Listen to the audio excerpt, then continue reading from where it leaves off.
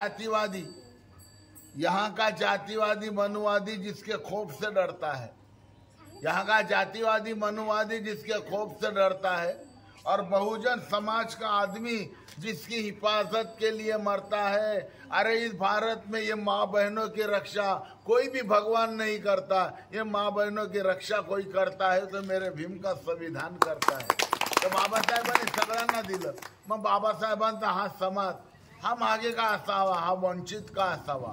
या बाबासाहेबांच्या समाजाला अजून सुद्धा न्याय मिळत नाही। ज्या बाबासाहेबांच्या शैक्षणिक मान्यता असो, कुठल्याही त्या मागण्या पूर्ण होत नाहीत। अहो, ज्या महामानवाचं नाव आज लंडन अमेरिकेला रस्त्याला देण्यात यावं, मनुवाद्यांना या सरकारला लाज वाटावी की त्या महामानवाचं नाव आकाशातल्या एखाद्या ताराला देण्यात यावं, आणि जिथे रस्त्यावर फक्त गाड्या चालतात अशा त्या मुंबईतील दादर स्टेशन हे बाबासाहेबांमुळे फार महान झालेलं, त्याला चैत्यभूमी अजून नाव देण्यात येऊ नये ही फार लाजेची शर्मेची गोष्ट आहे।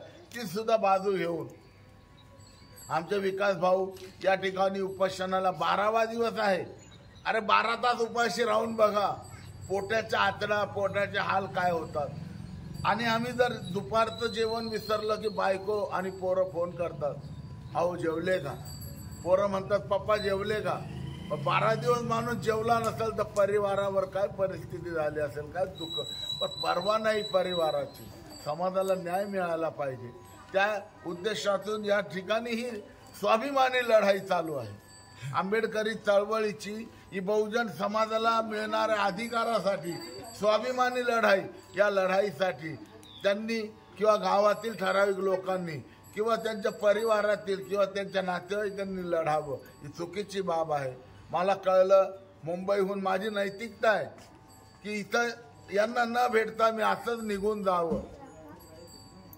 असं जर झालं असतं तर खऱ्या अर्थाने माझ्या अंगात बाबासाहेबांचं रक्तच नाही आणि मला जय भीम बोलायचाही अधिकार नाही। म्हणून माझी समाजातील तमाम लोकांना, या गावातील असो, जालन्यातील असो, बुलढाण्यातील असो, महाराष्ट्रातील असो, कुठं कोणी असतील, काही करायचं नाही, फक्त इथे येऊन सांत्वन देऊन मनुवाद्यांना, जातीवाद्यांना आणि सरकारापर्यंत ही लढाई आमची पोहोचू द्या आणि यांच्याही या उपोषणाला, या लढाईला न्याय मिळू द्या।